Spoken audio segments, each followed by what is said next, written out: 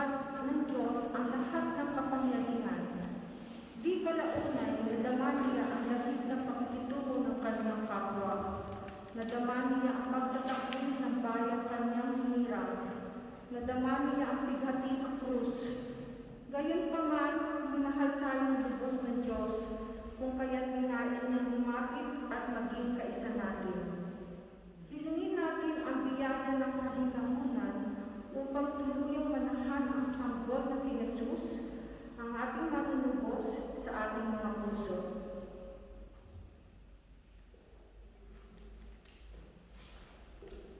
Ang misa sa araw na ito ay inaalay para sa pasasalamat ni Mendoza family, Bueno family, Santiago Cruz family, Vic Jeff Marites Patron, Garcia family, Celestina Pedalizo Guerrero, Genevieve Jeremy Guerrero, Nina family, Ofi Alcantara, Sonia Quezon, Salonga family, and the FCC Choir.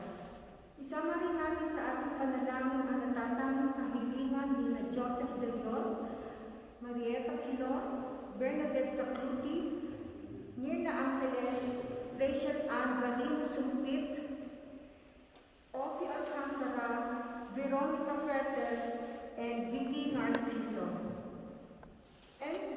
At para sa kaluluwa ng yumaong sina Fructuso Mendoza, Virginia Oligato, Anita Hermoso, Arthur Angeles, Amelia, Romulo, Prolifico, Laudimir, Dina, Osana, Josefina, Rudy, Reed, Rulian, Josefina Diaz, Antonio Dayag Sr., Lourdes Dayag, Glicerio Seferina Lozano, Ronaldo Lozano, Mark Adrian, Mamerta, Helena Alberto Sr., Alvin Isay Mini, Mary Ann Villalel, Pilar Samuel, Jose Jr. Nava, Hipolito Jr. and Sr., Rosalina Kaakbay, Christopher Lacson, and Delia Reyes. Magsitayo tayo na natin.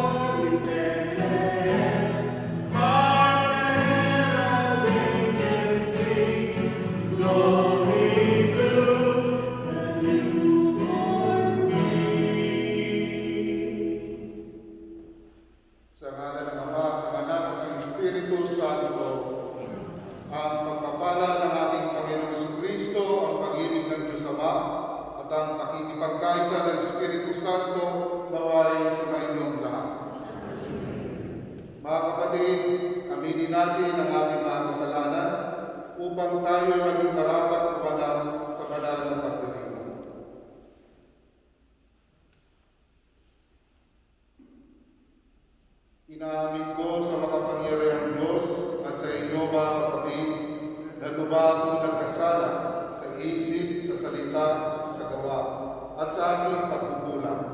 Kaya isinasakop ko sa mahalan ng Birhen Maria, sa lahat ng mga anghel at mga banal, at sa inyo mga kapatid na ako'y panalangin sa Panginoong aming Diyos. Kaawaan tayo ng makapangyarihang Diyos, patawarin tayo sa ating mga kasalanan, at pagbayan tayo sa buhay na walang hanggan. Amen.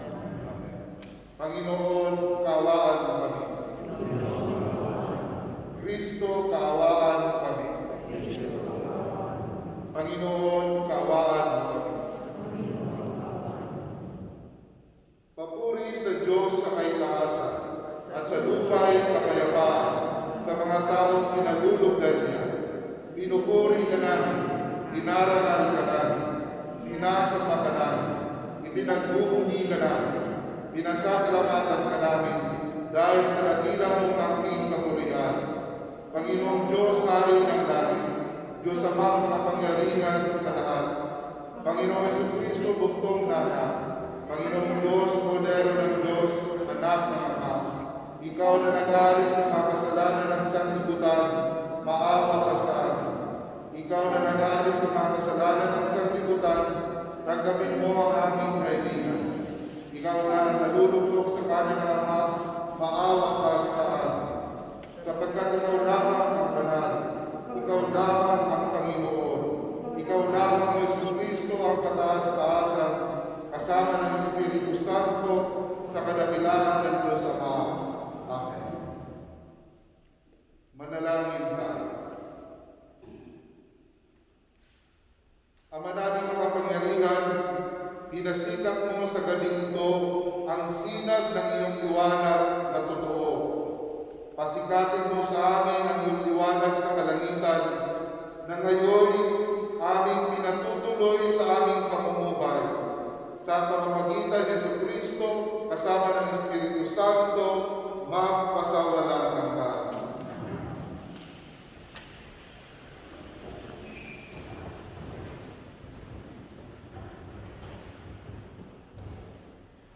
Pagbasa mula sa aklat ng Propeta Isaías. Nakatanaw ng isang malaking liwanag, ang bayang malabo na nasa kadiliman. Namanaag na ang liwanag sa mga taong namumuhay sa lupaing balot ng dilim. Iyong pinasigla ang kanilang pagdiriwang, dinagdagan mo ang kanilang tuwa, tulad ng mga tao sa panahon ng anihan, tulad ng mga taong naghahati ng masamsam na kayamanan. Nilupig mo ang bansang umalipin sa iyong bayan, tulad ng pagkalupig sa hukbo ng Madian. Binali mo ang panghambalos ng mga tagapagpahirap sa kanila, sapagkat ang panyapak ng mga mandirigma, ang lahat ng kasuotang tigmak sa dugo ay susunugin. Sapagkat ipinanganak para sa atin ang isang sanggol na lalaki. Ibinigay ang isang anak sa atin at siya ang namamahala sa atin.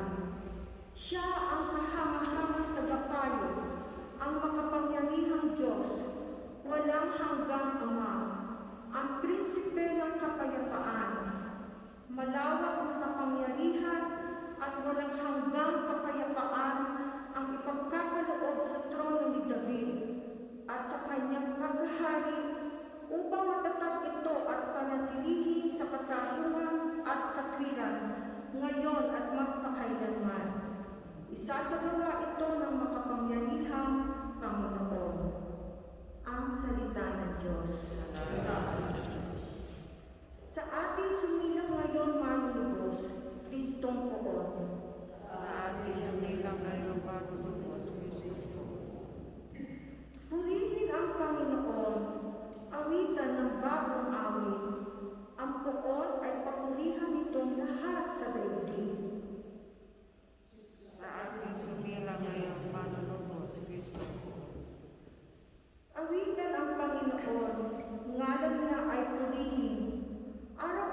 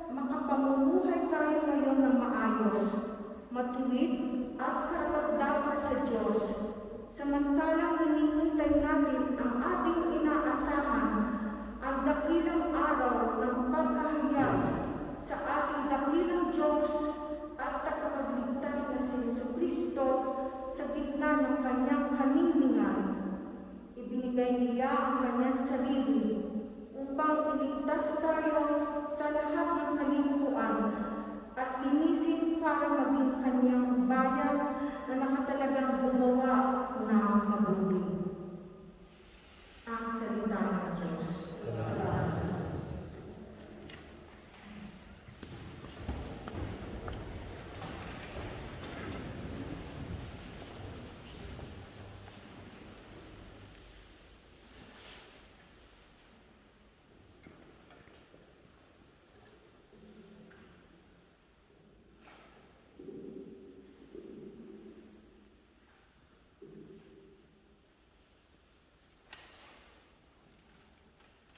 Aleluya, aleluya. Ito'y balitang masaya. Manunubos sumilang na. Sa ating Kristo buon siya. Aleluya, aleluya. Sumainyo ang Panginoon. Ang mabuting balita ng Panginoon ayon kay San Lucas.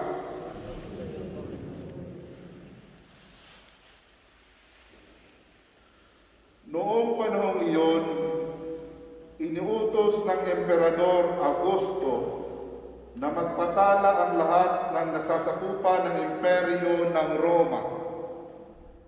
Ang unang pagpapatalang ito ay ginawa ng si Cirenio, ang gobernador ng Syria. Kaya umuwi ang bawat isa sa sariling bayan upang magpatala. Mula sa Nazareth, Galilea, si Jose pumunta sa Bethlehem, Judea, ang bayang sinilangan ni Haring David, sapagkat siya ay mula sa angkan at lahi ni David. Kasama niya umuwi upang magpatala rin si Maria na kanyang maging asawa na nooy kagampan.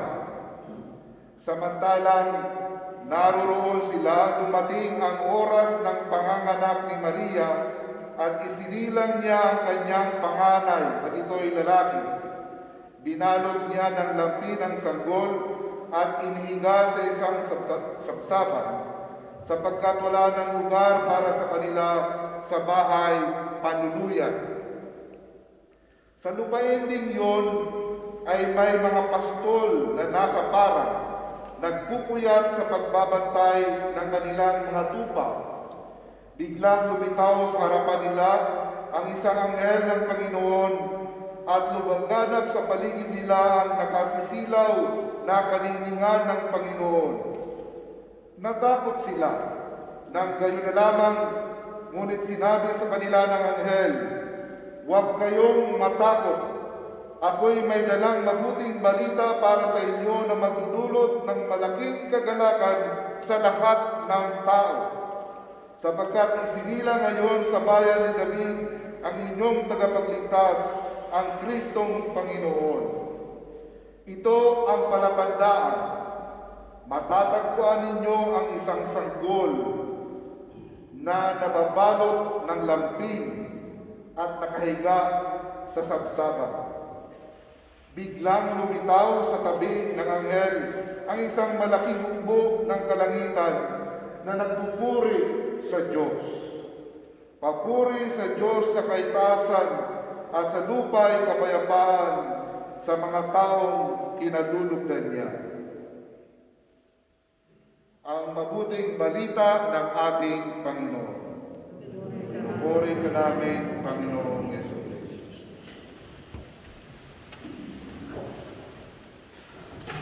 Magandang gabi po sa inyong lahat. Merry Christmas na rin.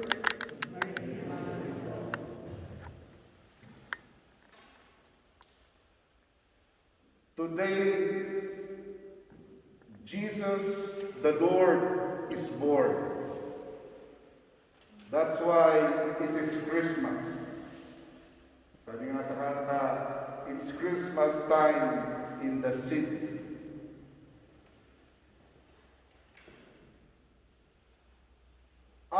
Another word for Christmas ay incarnation. Yan o, kung nag-aaral ko kayo ng theology, incarnation. At ang incarnation ay nagsasabi that the Word became flesh and dwelt among us. Yan po ang maririnig po nating Ebanghelyo bukas sa misa sa araw ng kapistahan ng Pasko. The Word became flesh and dwelt among us. Si Jesus ang tinaguriang Emmanuel, na ang ibig sabihin din ng pangalan Emmanuel, God is with us. God is with us. Ang Diyos ay sumasa atin. Sa simpleng salita, mga kapatid, ang Pasko ay isang tunay na pangyayari sa kasaysayan ng tao, na ang dakila at kahangahangang Diyos ay naging tao para sa atin. Para sa iyo, para sa akin, para sa ating lahat. Ganito po tayo kahalaga sa mata ng Diyos.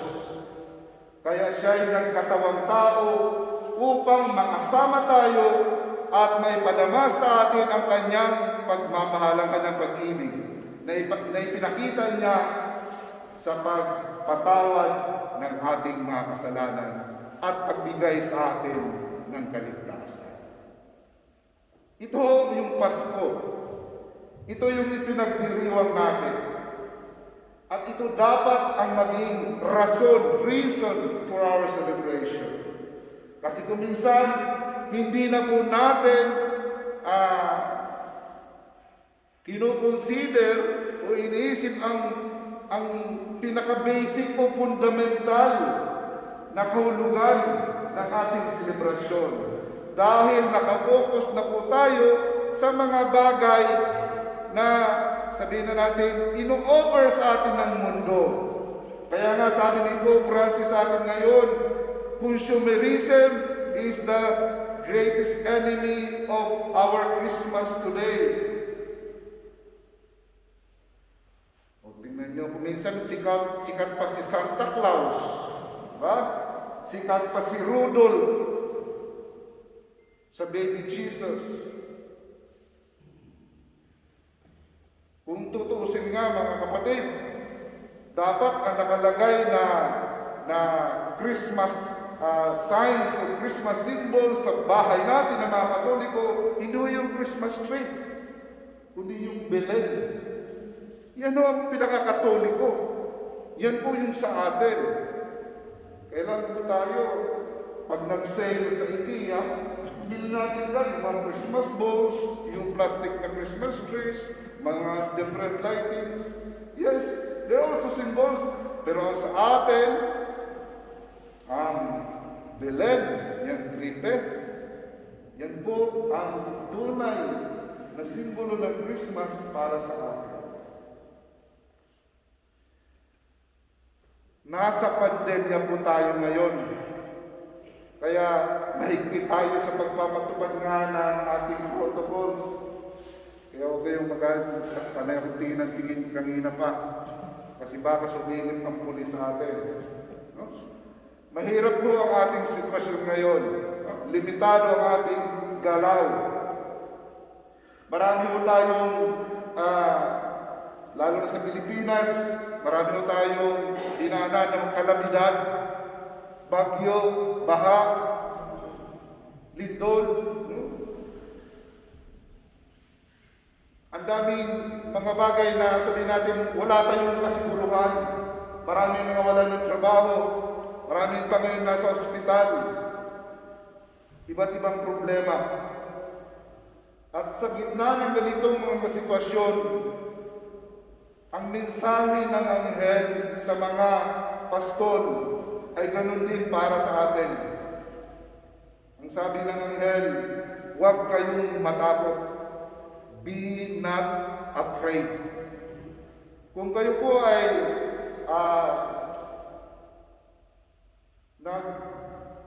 nag-patronize o kaya nag-attend ng ating mga simbang gabi,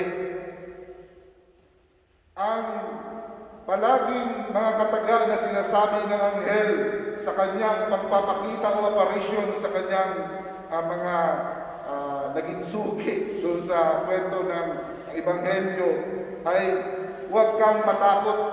Huwag kang matakot. Kay Maria, kay Zacarias, sino pa? Basta, ayan, huwag kang matakot, be not afraid. At yan po ay mga katagang sinasambit din sa atin ngayon. Huwag po tayong matakot kasi kasama po natin ang Diyos. Ang ating Ebanghelyo nagsasabi pa sa atin na pagkatapos na banggitin ng anghel na huwag kayong matakot, ako'y may dalang mabuting balita para sa inyo na magdudulot ng malaking kagalakan sa lahat ng tao. At ito ang magiging palatandaan. Matatagpuan ninyo ang isang sanggol na nababalot ng lambing at nakahiga sa sabsaba. Paki-picture ko, paki-imagine, isang sanggol na babalot ng lambing at nakahiga sa sabsaba. Hindi ba yan yung image o larawan ng ating Belen, ng ating Biblia? Yan ang sinasabi ng Ebanghelyo, kaya nga naglalagay tayo ng Belen to remind us of what is the first Christmas, kung ano yung unang Pasko, kung anong mukha ng unang Pasko. At nais ko pong dito ibahagi ang aking refleksyon sa inyo. May tatlo pong elemento na makikita tayo doon sa sinabi ng anghel na palatandaan. Una, supling o isang sanggol. Yung sanggol walang pangalan po. Hindi pa siya pinangalanan. Hindi pa siya pinangalanan sa unang Pasko sapagkat nais ng Diyos na hanapin natin siya sa bawat inosenteng bata. Sa mga taong walang lakas, walang impluwensya sa ating lipunan, sa mga inaapi, yung tinatawag nating nobody, nameless people na nasa paligid natin. At marami po yan at binabaliwala po natin. Come to think of it, my dear brothers and sisters, ang Pasko ay hindi lamang para sa mga sikat. Ito rin ay para sa mga taong hindi kilala, itinatakwil nga ng lipunan, at mga taong walang pangalan. If we want to really experience the beauty of Christmas, kailangan magpakita tayo ng pagmalasakit at pagmamahal sa mga ganitong klaseng tao sa ating paligid. Pangalawa, sabi dito, Mary wraps him in a swaddling clothes. Matatagpuan ninyong ang isang sanggol na nababalot ng lampin. Nababalot ng lampin.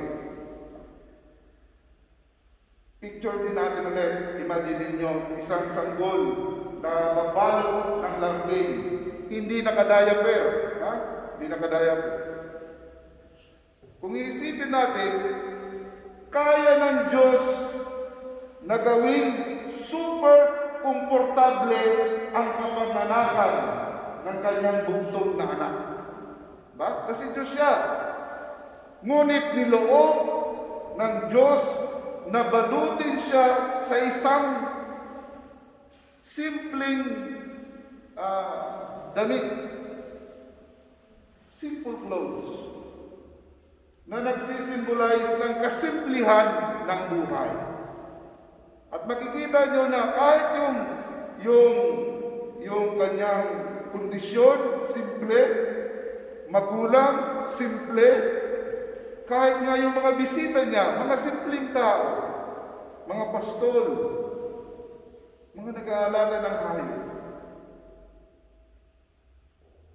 God's choice is also God's message. Itong sinasabi niya sa atin. Ang desisyon ng Diyos ay siya rin mensahe ng Diyos. At ano po yun? Na ang kanyang anak ay para lamang sa mga taong may simple at malinis na puso. We can truly experience the presence of God in our lives only if we have clean and simple hearts. Kaya huwag ko kayong mag-worry ngayon kung sabihin natin simple lang ang Pasko natin ngayon, kung payak lang ang Pasko natin dahil nasa pandemya po tayo. Don't worry. Kasi yung unang Pasko, simple din. So anong kaibahan? Pangatlo po, she lays him in a manger. Ang sanggol ay nakahiga sa sabsaban. Ang manger po, anong manger sa Tagalog? Hindi ko po ba sabsaban ba? Sabsaban yung buo. Tawag sa amin yung balalong. Picture na lang po natin, yung manger ay iyon ang plato ng mga alagang hayop. Kasi doon kumakain. Tingnan nyo, itong sanggol nito, ang batang ito, ay magiging pagkain para sa mga taong gutom sa Diyos.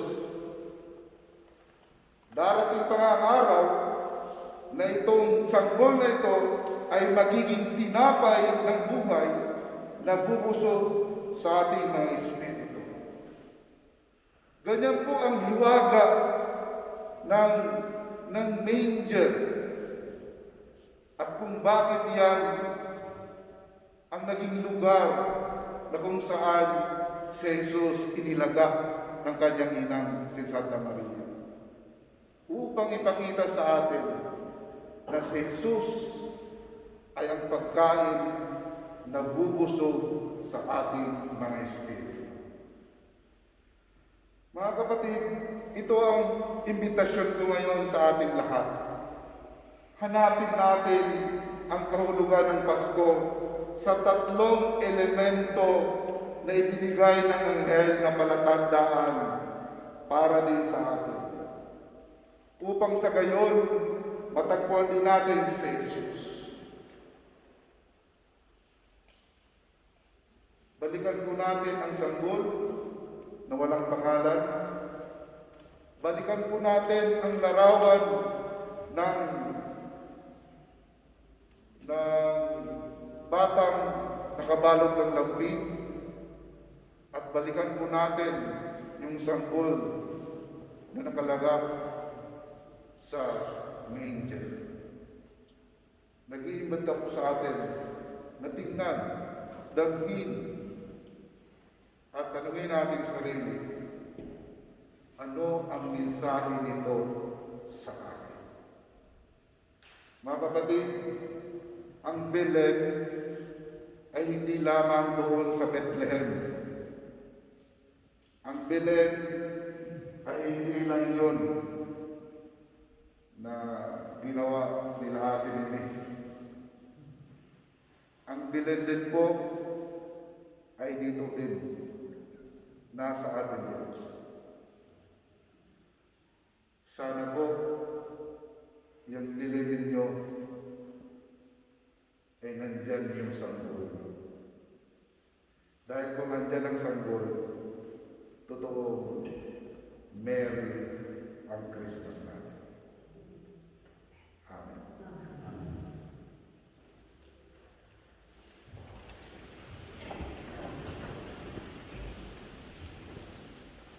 Ating ipahayag ngayon ang ating pananampalataya. Sumasampalataya ko sa Diyos, Amang makapangyarihan sa lahat, na may gawa ng langit at lupa.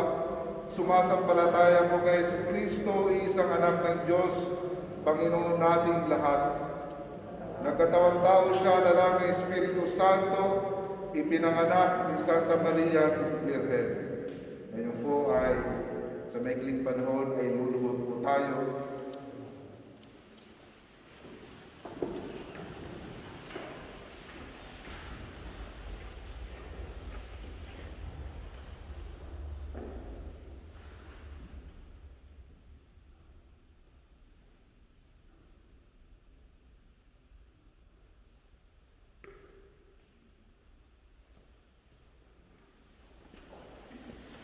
Pinagpakasakit ni Poncio Pilato, ipinako sa krus na matay ni Libing.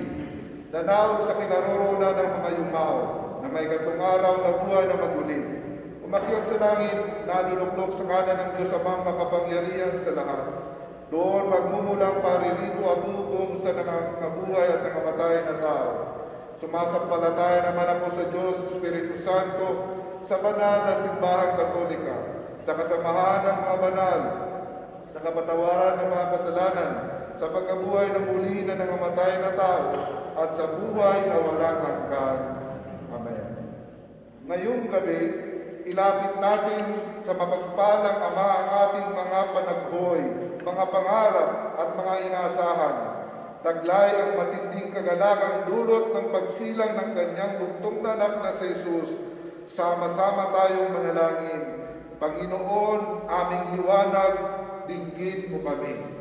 Panginoon, aming liwanag, dinggin mo kami.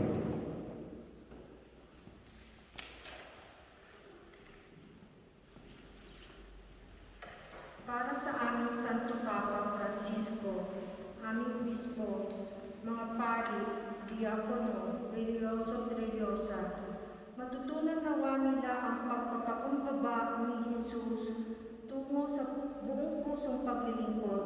Manalangin tayo.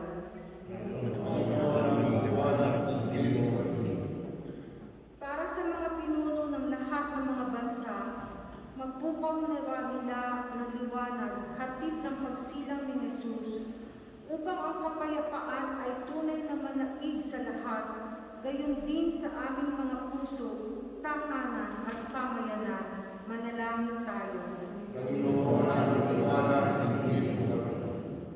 Para sa mga mahal namin sa buhay, na hindi namin makakapiling sa Paskong ito, lalong-lalo na ang mga doktor at nurse sa ospital at mga OFWs. Madama nawa nila ang pag-iingat at kagalakang hatid ni Jesus. Manalangin tayo. Panginoon, aming liwanag, dinggin mo kami. Para sa mga mahihirap, mga mababang loob at mga itinakwil ng lipunan, sikapin nawa namin tularan ang ginawa mong paglingap sa kanila. Manalangin tayo. Para sa mga namayapa naming kapatid, tuluyan nawa silang lumigaya sa piling ng poong may mahal. Manalangin tayo. Sa ilang sandali ng katahimikan, ating inalangin ang iba pang mga pangangailangan ng ating pamayanan, pati na rin ang ating pansariling kahilingan. Manalangin tayo.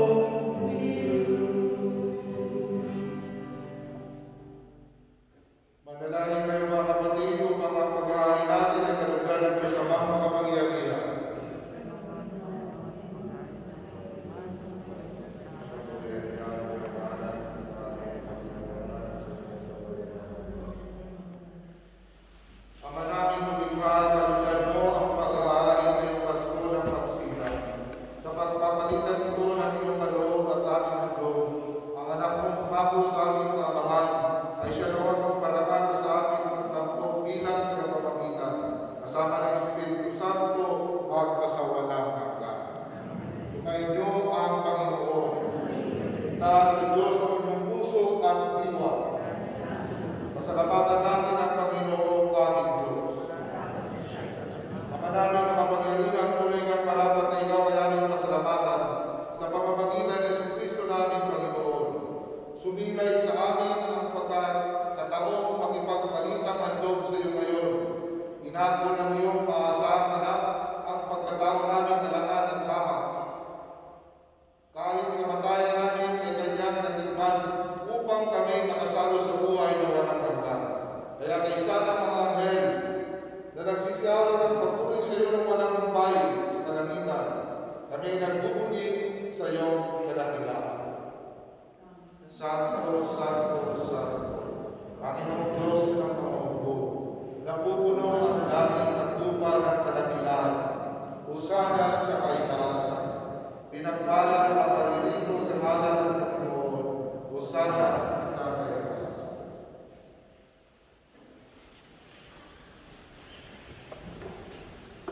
Ama namin, banal, ikaw ang bukan ng tanang kabanalan. Kaya sa pamamagitan ng iyong Espiritu, gawin mong banal ang mga kaloob na ito, upang para sa amin maging katawan at dugo ng aming Panginoong Jesucristo.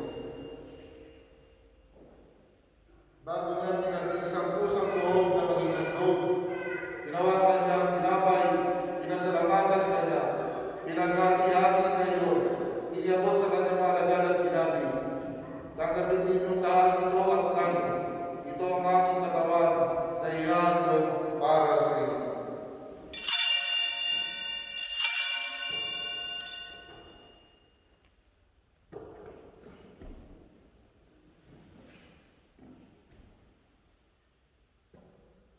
Gayun din naman nung matapos ang hapunan, ginawakan niya ang kalis, muli kanyang pinasalamatan. Inabot niya ang kalis sa kanyang mga alagad at sinabi, "Tanggapin ninyong lahat ito at inumin. Ito ang kalis ng aking dugo, ng bago at walang hanggang tipan. Ang aking dugo ay bubuhos para sa inyo at para sa lahat, sa ikapagpapatawan ng mga kasalanan. Gawin ninyo ito sa pag-alala sa akin."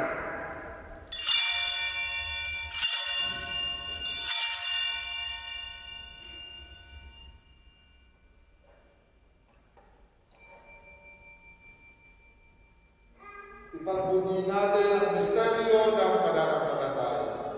Si Kristo ay namatay, si Kristo ay nabuhay, si Kristo ay babalik sa wakas ng panahon. Ama, ginagawa namin ngayon ang pag-alala sa pagkamatay at muling pagkabuhay ng iyong anak. Kaya iniaalay namin sa iyo ang tinapay na nagbibigay buhay at ang kalis na nagkakaloob ng kaligtasan. Kami nagpapasalamat dahil kami iyong minarapat na tumayo sa harap mo para maglingkod sa iyo. Isinasama namin kami magsasalusalo sa katawan at dugo ni Kristo ay mapaglod sa pagkakaisa sa pamamagitan ng Espiritu Santo. Amalo namin mo ang iyong simbahan na ganap sa buong daigdig. Puspusin mo kami sa pag-ibig kaysa ni Francisco naming Papa at ni Kristo naming Kristo at ng tanang kapaliran. Alalahanin mo rin ang mga kapatid namin na Imlay na may pag-asang sila ay muling mabubuhay. Diyan din ang lahat ng mga kapano. Kawaan mo sila patuloy sa iyong kaliwanagan. Kawaan mo ang pagkakapatin kami lahat na makasalo sa iyong buhay na walang wakas. Kaysa ng mahal na Maria Maria na ng Diyos, kasama ni San Jose, kaysa ng mga apostol at ng lahat ng mga banal na nabuhay dito sa daigdig ng katugol-tugol sa iyo. May pagdiwang naman namin ang pagpupuri sa ikararangan mo sa pamamagitan ng iyong anak na aming Panginoong Jesucristo. Sa pamamagitan ni Kristo, kasama niya sa Kanya, ang lahat ng parangal at papuri ay sa iyo. Diyos Amang Makapangyarihan, kasama ng Espiritu Santo, magpasawalang hanggan.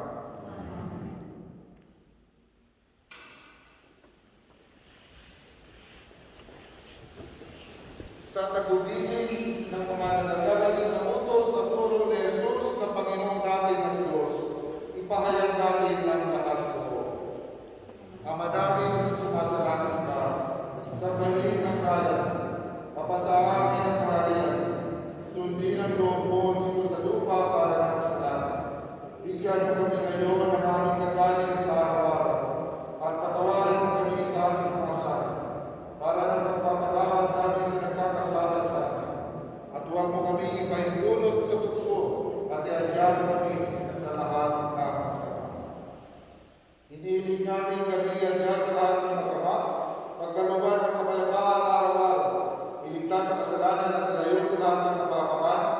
Samantalang aming pinananabitan ang dakilang araw ng pagpapahayag ng tagapagligtas namin si Yesu Cristo.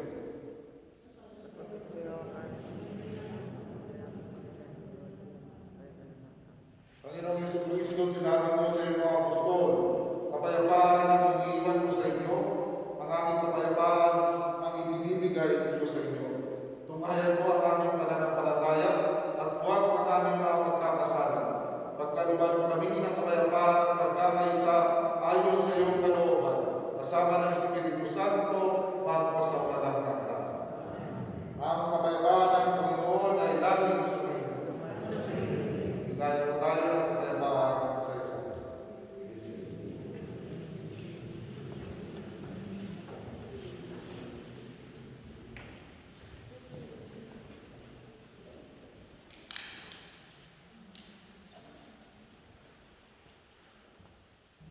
Kordero ng Diyos, na nagalis ng mga kasalanan ng sanlibutan, maawa pa sa amin.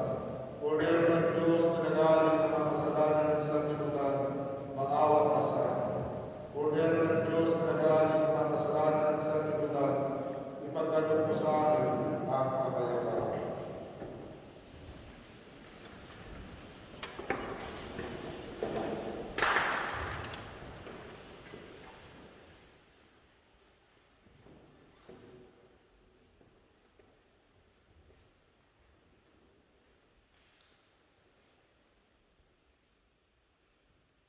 Mga kapatid, dahil si Yesu Cristo ang Kordero ng Diyos, siya na nag-aalis ng kasalanan ng sanlibutan, mapalad ang mga hinandayahan sa kanyang banal na piling. Panginoon, ang pagkakataas ng pagpatuloy sa iyo, ngunit sa isang salita lamang ay gagaling na.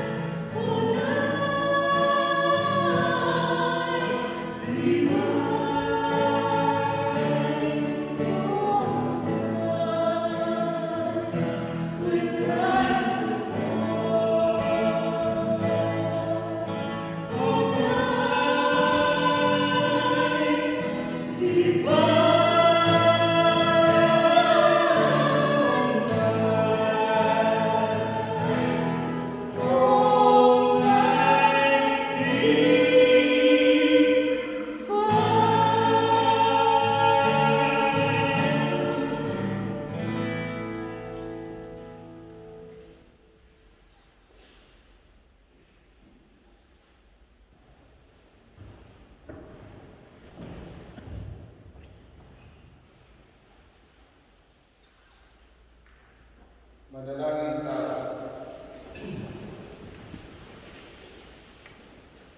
Ama naming mapagmahal, sa pagdiriwang namin ng maligayang Pasko, paginabati po kami makasalo sa pamumuhay ng anak mong kalugod-lugod sa iyo. Bilang tagapamagitan kasama ng Espiritu Santo, magpasawalang hanggan. Dasalin na po ang Radyo Pirata. Ama naming mapagmahal, malapit kami sa iyo sa aming pangangailangan upang hilingin kami ay pagkadya mo sa sakit na dulot ng COVID-19 na kumitil sa maraming buhay at patuloy na kumakalat sa iba't ibang bayan ng bansa. Hinihiling namin ang iyong biyaya sa lahat ng mga nag-aaral ng puri at pinagmulan ng salot na ito.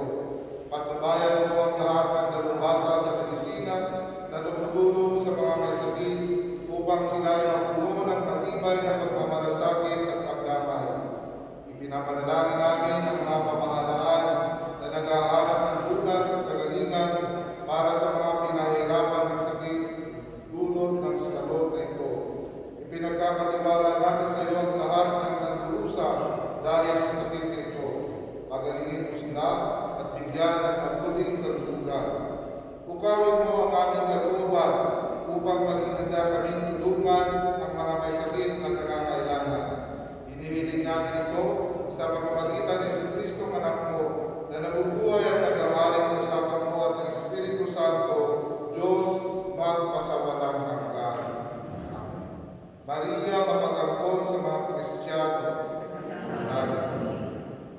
San Rafael Arcangel, San Roque, San Lorenzo Luis, San Pedro Caruso.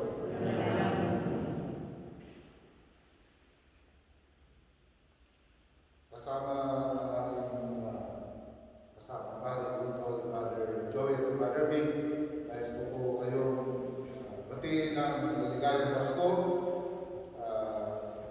Maraming salamat po sa patuloy niyong pakikipag-iwag sa ating banal na misa mula pa noong simbang gabi hanggang ngayong kapistahan ng Pasko na kapanganakan ng ating Panginoon.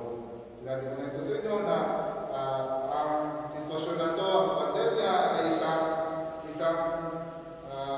biyaya din para sa atin dahil nakikita dito kung gaano tayo kalakas at katatag sa ating pananampalataya na kahit ganito ang ating sitwasyon, may lakas mo pa tayo at hindi tayo natatakot na ipakita, ipahayag ang ating pananampalataya. And I think that is a grace for us Filipinos na ibinabahagi natin bilang sa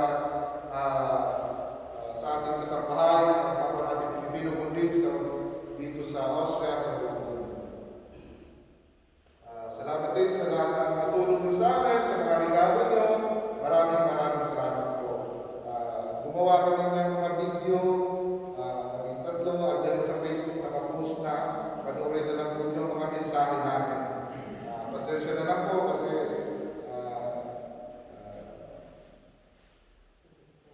ang iba hindi magandang makakuha kasi hindi naman kami mga profi na pinagaya ni Mandy na regular sa Facebook. So, pero andun ho yung aming desire, ang aming interest na